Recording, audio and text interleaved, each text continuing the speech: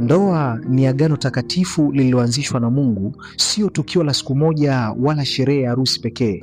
Watu wengi huwekeza muda mwingi kuandaa harusi nzuri, lakini hutumia muda mchache kujiandaa kwa ajili ya maisha ya ndoa. Matokeo yake, wengine huingia kwenye ndoa wakiwa na matarajio yasiyo sahihi, maamuzi ya haraka au bila msingi wa kiroho. Biblia inafundisha kwamba hekima ni bora kuliko haraka.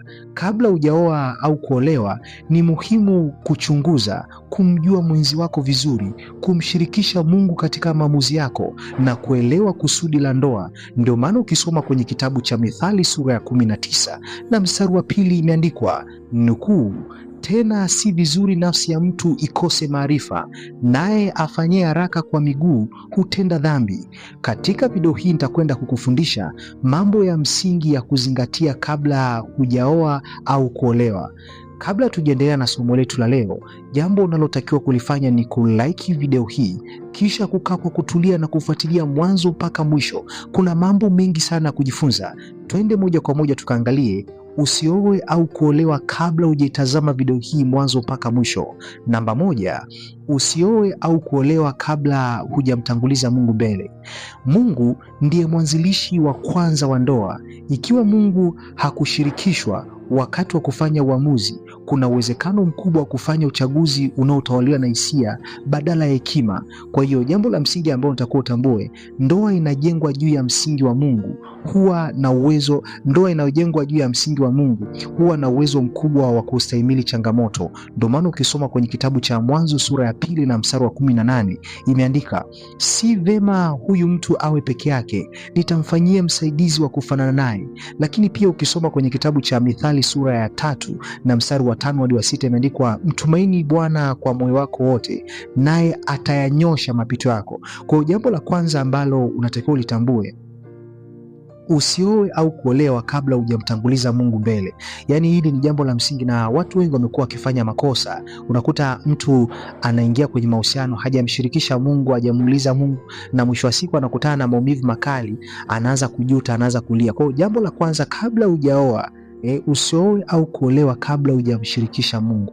Muulize Mungu, huyu mtu ambaye naingia naye ndio msaidizi wangu sahihi? Huyu mtu ni sahihi kwangu? Kwa sababu watu wengi wanaingia kwa hisia na mwisho wa siku wanaishia kujuta. Kwa hiyo jambo la kwanza kabisa, usioe au kuolewa kabla hujamtanguliza Mungu. Narudia tena kusema, usioe au kuolewa kabla hujamtanguliza Mungu mbele. Lakini jambo la pili, usioe kwa sababu ya uzuri pekee. Uzuri huvutia macho, lakini tabia ndio hujenga ndoa. Mwonekano unaweza kubadilika kadri miaka inavyoenda, lakini heshima, uaminifu, upendo na utu hudumu kwa muda mrefu.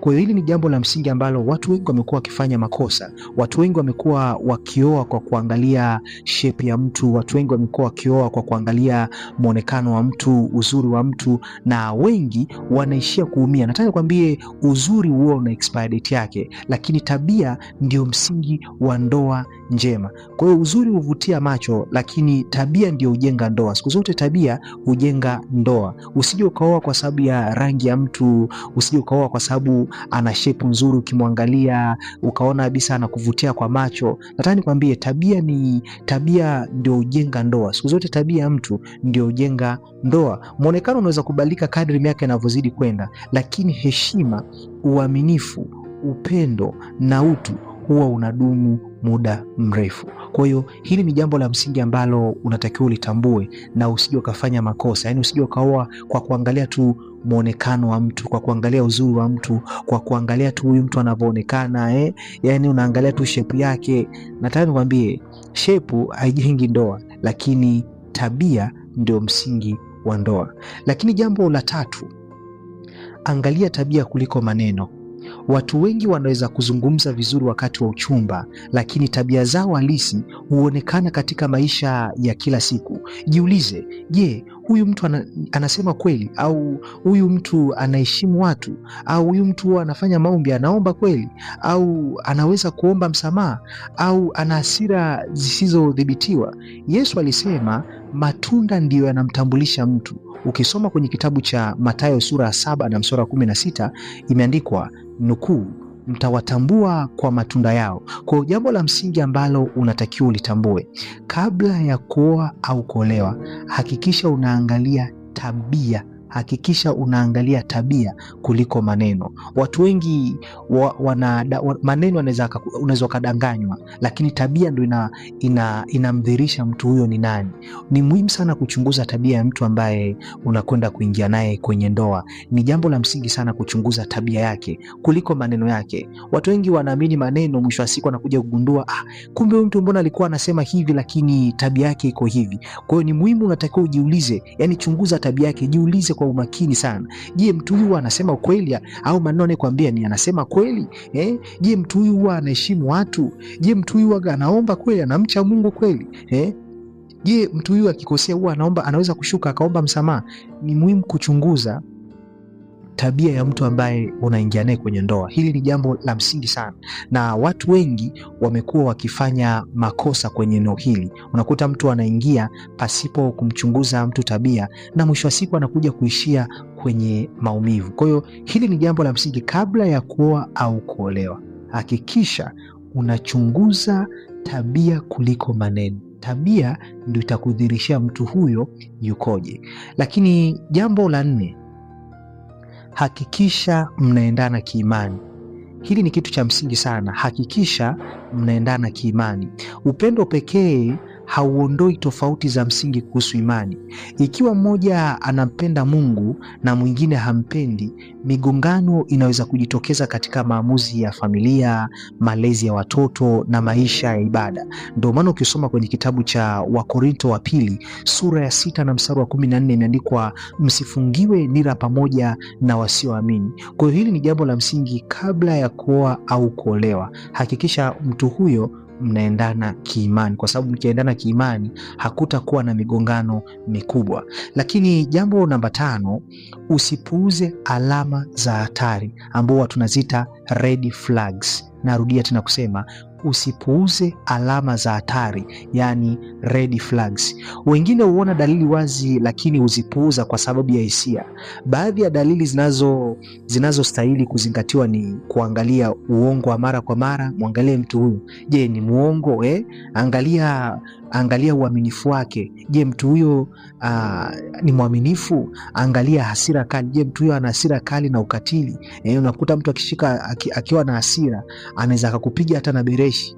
Unasema tu Mungu atambadilishia huko mbele kwa mbele. Mwisho wa siku unakutana na kitu kizito, unaanza kujuta. Lakini pia angalia mtu huyo anaheshimu wazazi au kutokuwaheshimu wazazi, anawaheshimu wazazi au hana heshima kwa wazazi. Mtu huyo anawajibika na kadhalika. Mara nyingi tabia hizi hazipotei, bali baada ya ndoa zinaweza hata kuongezeka. Kwa hiyo ni muhimu kuchunguza. Ukisoma kwenye kitabu cha Mithali sura ya 22 na mstari wa 3 imeandikwa, mwenye busara huyaona mabaya na kujificha, bali wajinga huendelea mbele wakaumia. Kwa hiyo ni muhimu sana, yani narudia tena, kabla ya kuoa au kuolewa, usipuuze alama za hatari. Usipuuze alama za hatari. Unakuta unaingia kwenye mahusiano na mtu ambaye kwanza sio mwaminifu. Yani mko unajua kugundua na kwamba huyu mtu huyo sio mwaminifu. Mtu huyo labda anatoka na mko kwenye uchumba tayari anakuwa sio mwaminifu, anatoka na labda kama ni mwanamke anatoka na wanaume wengine, kama ni mwanaume anatoka na mtu mwingine. Kwa hiyo ni muhimu sana kuangalia yani hautaki kupuuza alama za hatari. Unakuta mtu huyo mko kwenye mahusiano lakini anakuwa sio mwaminifu, yani ukimfuatilia anakuwa sio mwaminifu, kuna vitu anavificha. Usije ukasema na kwamba huyu mtu bwana, usije ukapuuzia tabia za namna hiyo. Kwa hiyo ni muhimu kutokupuuza alama za hatari, red flags. Lakini jambo lingine la kuzingatia, hakikisha umepevuka kiakili na kiroho. Ndoa sio mchezo wa hisia, bali ni jukumu.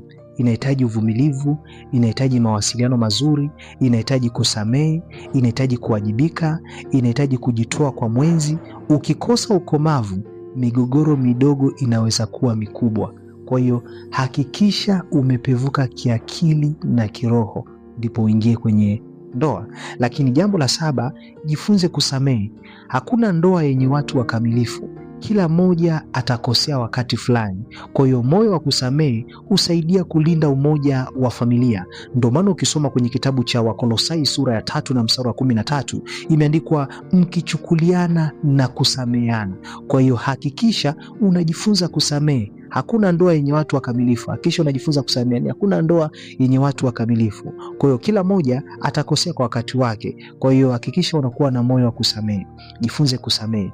Lakini jambo la 8, fahamu kusudi la ndoa. Biblia inaonyesha kwamba ndoa sio kwa ajili ya furaha binafsi pekee, bali pia kwa ushirikiano, kusaidiana, kujenga familia na kumtukuza Mungu. Kwa hiyo fahamu kusudi la ndoa kabla hujaingia kwenye ndoa. Hakikisha unafahamu kusudi la ndoa. Biblia inaonyesha kwamba ndoa sio kwa ajili ya furaha yako binafsi, bali pia kwa kushirikiana, bali pia kwa kusaidiana, kujenga familia na kumtukuza Mungu kwa pamoja. Lakini jambo la 9, kabla hujaoa au kuolewa, ambao unatakiwa utambue, usiingie kwenye ndoa kwa shinikizo la watu. Wengine huoa au kuolewa kwa sababu marafiki wote wameoa, familia inawalazimisha, wanaogopa kubaki peke yao. Lakini ndoa ni uamuzi wa maisha yote na haipaswi kufanywa kwa kulinganisha maisha yako na watu wengine. Kwa hiyo usije ukaingia kwenye ndoa kwa shinikizo la watu. Yaani kwa sababu rafiki yako ameolewa au rafiki yako ameoa, basi na unaona ngoja na mimi nioe kwa sababu labda muda unaenda fulani ameshaoa, kwa hiyo mimi wataanza kunishangaa. Narudia tena, usije ukafanya kosa la namna hii. Lakini jambo la 10, omba kabla ya kufanya uamuzi wa mwisho. Baada ya kufanya uchunguzi wote, hatua muhimu zaidi ni kumwomba Mungu akupe hekima na amani kuhusu uamuzi wako. Amani ya Mungu haimaanishi kutokuwa na changamoto, bali kuwa na uhakika kwamba umeweka maisha yako mikononi mwake. Kwa hiyo jambo la kuzingatia, usioe au kuolewa kwa sababu ya hisia za muda mfupi, uzuri wa nje, fedha au shinikizo la jamii. Kwa hiyo chagua kwa hekima, kwa maombi na kwa kuzingatia tabia, imani na kusudi la Mungu. Ni matumaini yangu kuna kitu ambacho umejifunza. Kama kuna jambo ambalo umejifunza, naomba ucomment umejifunza jambo gani. Lakini pia Mungu akubariki wote kitumia muda wako kushare link ya video hii kwa ndugu, jamaa na marafiki. Mungu akajibu haja ya moyo wako. Nakupenda sana, nikutakie wakati mwema.